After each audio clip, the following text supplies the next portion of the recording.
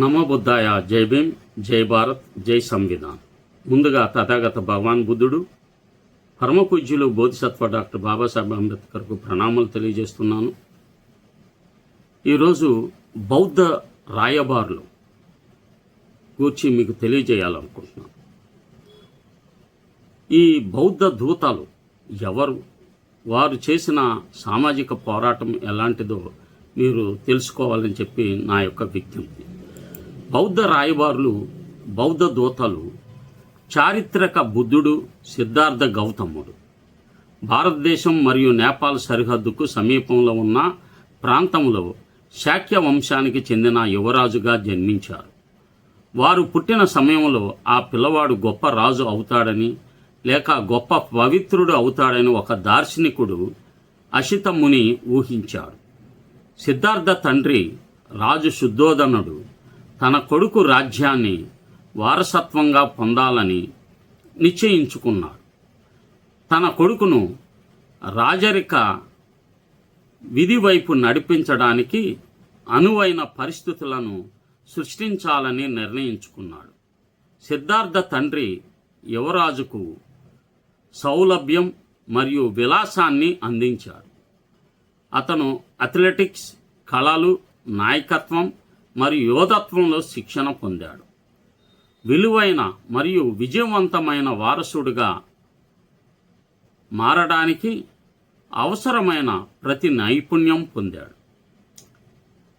యువరాజును బాధల దృశ్యాల నుండి రక్షించాలని కోరుకుంటూ ఆయనను ఆధ్యాత్మిక మార్గం వైపు నడిపించే చిత్రాల నుండి దూరంగా ఉంచాలని భావించారు.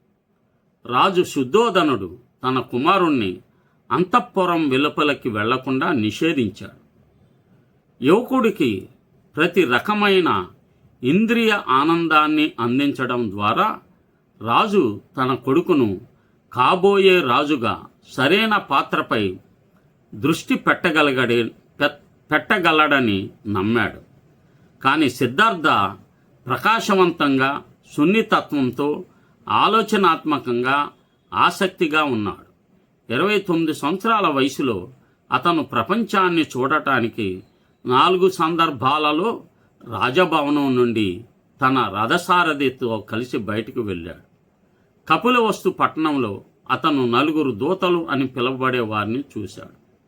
బాధల చక్రం నుండి తనను మరియు ఇతరులను ఎలా విడిపించుకోవాలో తెలుసుకోవడానికి యువరాజు సంకల్పానికి దారితీసిన 4 దృశ్యాలవి.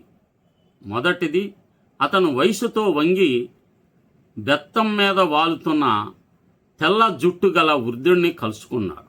ఇది చూసి వృద్ధాప్యం అనేది పుట్టుకతో వచ్చే అనివార్య పరిణామమని, పుట్టిన వారందరూ భరించే బాధ అని అతను గ్రహించాడు. రెండవ పర్యటనలో అతను నొప్పితో కొట్టుమిట్టాడుతున్న ఒక అనారోగ్య వ్యక్తిని ఎదుర్కొన్నాడు. మానవ శరీరం అనారోగ్యానికి గురవుతుందని గ్రహించాడు. మనం ఎంత ఆరోగ్యంగా ఉన్నా, అత్యుత్తమ వైద్య విజయాలను ఉన్నప్పటికీ అనారోగ్యం ఏ క్షణంలోనైనా రావచ్చు అని తెలుసుకున్నాడు. మూడవ పర్యటనలో సిద్ధార్థ ఒక శవాన్ని బిగుతుగా మరియు నిర్జీవంగా చూశాడు. బంధువులు శరీరంపై విలపించారు. ఈ విధి తనకు మరియు అతను ఇష్టపడే ప్రజలందరికీ, తన తండ్రి రాజు, అతని సవితి తల్లి రాణి మరియు అందమైన భార్య యశోధర, నవజాత కుమారుడు రాహుల్కు కూడా వేచి ఉందని యువరాజు గ్రహించాడు. తాను చూసిన బాధల సత్యాన్ని చింతించి సిద్ధార్థ 4వసారి బయటకు వెళ్ళాడు. ఈసారి అతను ప్రశాంతంగా, ప్రకాశవంతమైన మరియు శాంతియుతమైన ముఖంతో ఒక సాధారణ సన్యాసిని, శ్రమణుడును చూశాడు. ఈ వ్యక్తి ఏమిటి? అతను అడిగాడు. ఆ మనిషి ఆధ్యాత్మిక అన్వేషకుడని, జీవితానికి అర్థం మరియు సమస్యల పరిష్కారానికి వెతకడానికి కుటుంబం మరియు సంసారం యొక్క పరధ్యానాలను విడిచిపెట్టిన జ్ఞానని రథసారథి వివరించాడు. జీవుల బాధలను గుర్తించి ఆ బాధ నుండి ఉపశమనానికి ఒక మార్గాన్ని కనుగొనాలని నిర్ణయించుకున్నాడు.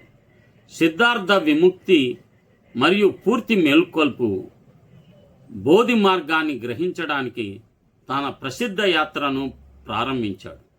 చివరికి బుద్ధుడు మేల్కొన్నవాడు అయ్యాడు.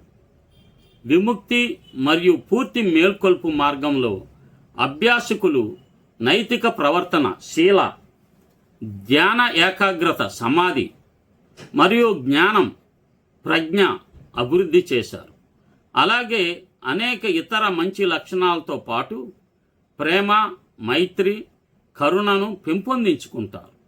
ఈ అభ్యసనాల విముక్తి మరియు మేల్కొల్పును పొందకముందే ఎక్కువ మనశ్శాంతికి దోహదం చేస్తాయని, బాధలను తగ్గిస్తాయి.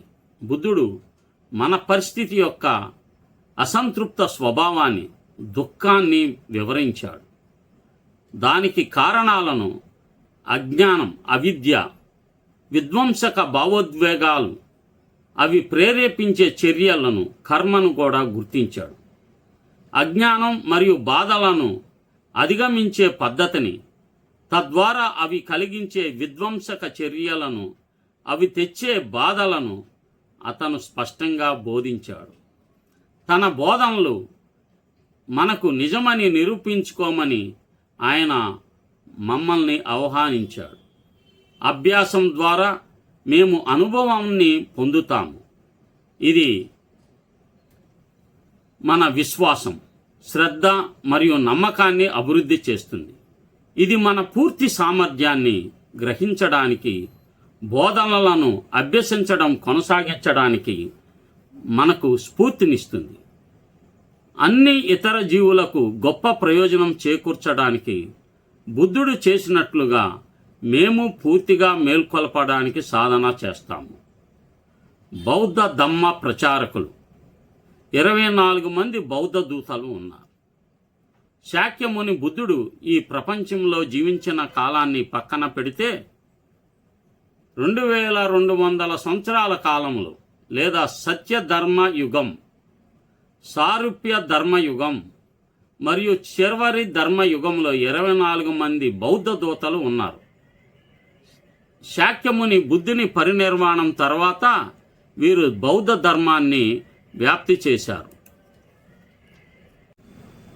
శాక్యముని బుద్ధుని పరినిర్వాణం తర్వాత వీరు బౌద్ధ ధర్మాన్ని వ్యాప్తి చేశారు. ఈ 24 మంది బౌద్ధ దూతలు మహాకాశ్యప, ఆనంద్, మధ్యాంతిక, శానవాస, ఉపగుప్తుడు, ధృతుక, మిక్కాక, బుద్ధనంది, బుద్ధమిత్ర, పార్శ్వ, పుణ్యాయాస్, అశ్వఘోష, కపిమాల, నాగార్జున, ఆర్యదేవ, రాహులత, సమ్మనంది, సంఘయోషాలు, సంఘరక్షిత, కుమారత, జయత, వసుబంధ, మనోహిత, హుక్లేనయాస్, వెన్ సింహ బౌద్ధ ధర్మం యొక్క ఈ 24 రాయబారులు, దూతలు శాక్యముని బుద్ధుడు స్వయంగా బౌద్ధ బోధనల ప్రసార సూత్రంలో వివరించబడ్డారు. అయితే ఈ రాయబారులు బుద్ధుని దూతలే అయినప్పటికీ వీరిలో ఎక్కువ మంది థేరవాదం మరియు తాత్కాలిక మహాయాన బోధనలను మాత్రమే వ్యాప్తి చేశారని, నిజమైన బుద్ధుని అంతిమ బోధనలను వ్యాప్తి చేసే దూతలు కాదని కొన్ని సంప్రదాయాలు భావిస్తాయి. ఇది ఒక నిర్దిష్ట దృక్పథాన్ని ప్రతిబింబిస్తుంది. బౌద్ధంలో 3 రాయబారులు, దూతలు జీవితం యొక్క ఈ 3 అనివార్య వాస్తవాలు ఏమిటంటే వృద్ధాప్యం